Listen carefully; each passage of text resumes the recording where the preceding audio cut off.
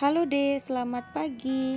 Kali ini kita masuk lagi materi baru, yaitu tematik 6E wirausaha, yaitu kita masuk ke subtema 1, kerja keras berbuah kesuksesan, pelajaran 1-6. Silakan dibuka bukunya. Perhatikan pembelajaran pertama pada buku cetak kamu. Magnet adalah suatu benda yang mampu menarik benda lain di sekitarnya yang memiliki sifat khusus.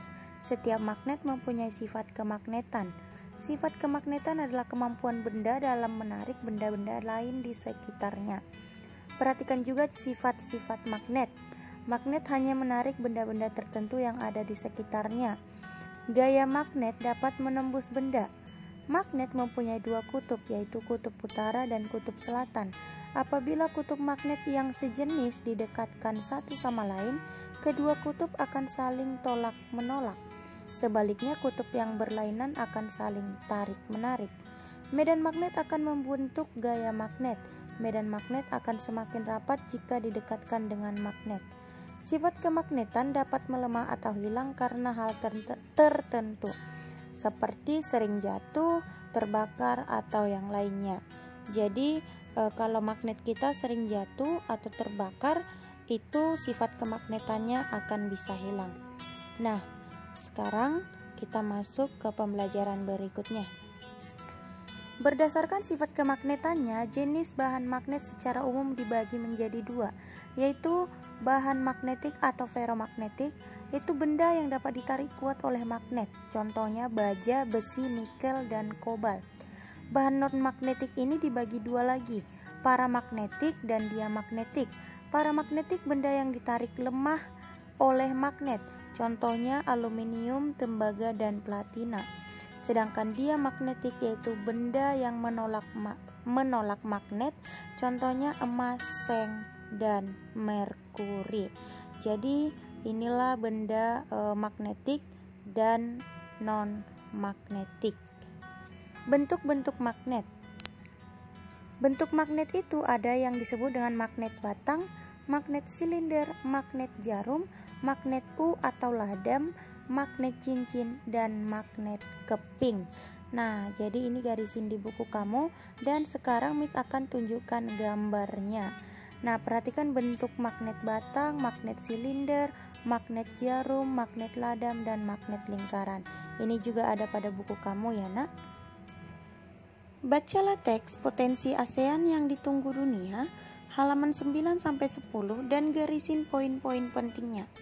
Nah, Singapura, ciri negaranya yaitu kepala singa berbadan ikan atau disebut merlion. Thailand yaitu ciri negaranya gajah putih.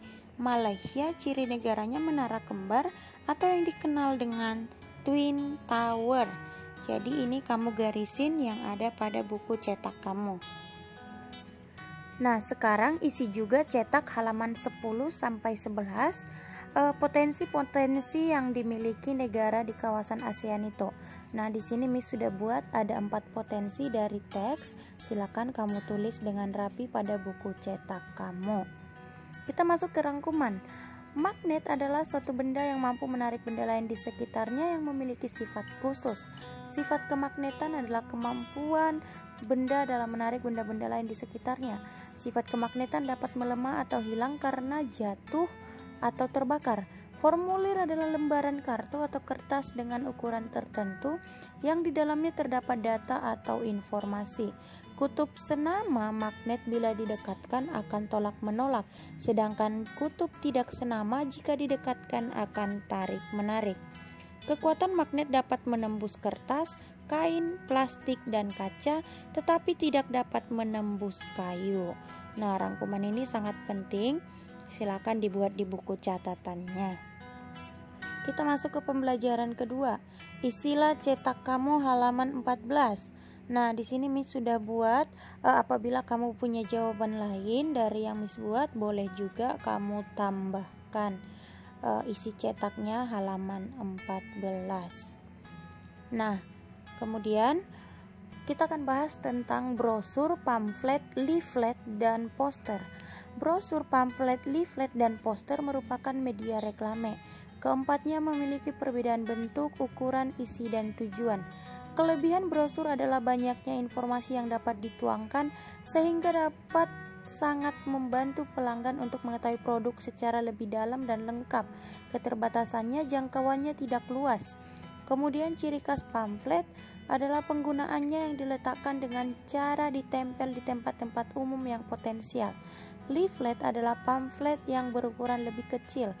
Poster dalam pengemasan untuk menyampaikan informasi, lebih berfokus dengan penggunaan gambar yang menarik dan unik. Tujuan reklame adalah mengendalikan sebuah produk baru, memberikan informasi yang lebih lengkap dan menarik untuk mempengaruhi konsumen. Jadi inilah beberapa perbedaan brosur, pamflet, leaflet, dan poster. Silakan kamu garisin pada buku cetak kamu. Nah, berikutnya baca teks biografi Tirto Utomo, pendiri Aqua, halaman 15 dan 17, serta jawab pertanyaan dan isi cetak di halaman 17. Beberapa suku bangsa Indonesia, ada suku Madura, suku Jawa, suku Batak, suku Padang.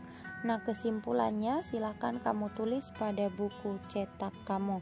Jadi inilah beberapa suku bangsa yang ada di Indonesia. Pembelajaran ketiga, formulir. Formulir adalah lembaran kartu atau kertas dengan ukuran tertentu yang di dalamnya terdapat data atau informasi. Tujuan formulir untuk mendapatkan data tentang diri seseorang yang ingin mengikuti kegiatan tertentu serta harus diisi dengan lengkap dan jujur. Formulir dalam kegiatan masyarakat dapat dibedakan berdasarkan komponen, tujuan, dan manfaatnya. Formulir digunakan untuk memastikan kehadiran dan data peserta pertemuan tingkat negara ASEAN. Nah, silakan kamu garisin pada buku cetak kamu.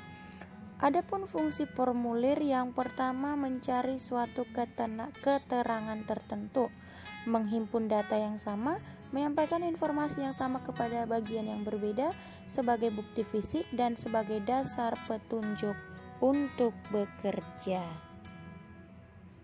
Itulah fungsi formulir. Sekarang perhatikan contoh formulir yang Miss buat. Ada juga contohnya pada buku cetak kamu. Silakan diperhatikan contoh formulirnya. Kita masuk pembelajaran keempat. Wirausaha adalah seseorang yang bebas dan memiliki kemampuan untuk hidup mandiri dalam menjalankan kegiatan usahanya atau bisnisnya. Petunjuk pengisian pada formulir sangat penting diperhatikan agar tidak salah dalam memberi data. Sebelum mengisi formulir, kenalin komponen data yang diminta dan isilah sesuai petunjuk. Media reklame yang efektif dan menarik dapat menjadi pendukung yang ampuh bagi pengembangan wirausaha. Silakan digarisin pada pembelajaran keempat. Kita masuk pembelajaran kelima, peran dan posisi Indonesia dalam MEA, Masyarakat Ekonomi ASEAN. Tujuan dari MEA itu yang pertama sebagai pasar tunggal di kawasan Asia Tenggara. Yang kedua, beri orientasi untuk membentuk kawasan ekonomi yang memiliki daya saing yang tinggi.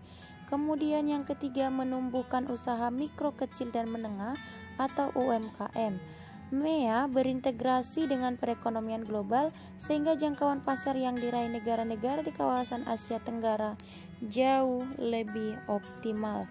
Jadi inilah peran dan posisi Indonesia dalam masyarakat ekonomi ASEAN.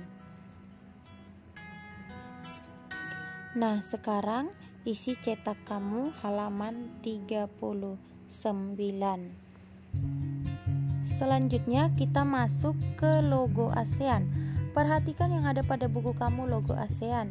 Dari warna ini, merah itu melambangkan keberanian dan dinamika, biru melambangkan perdamaian dan kemantapan, kuning melambangkan kemakmuran, dan putih melambangkan kesucian.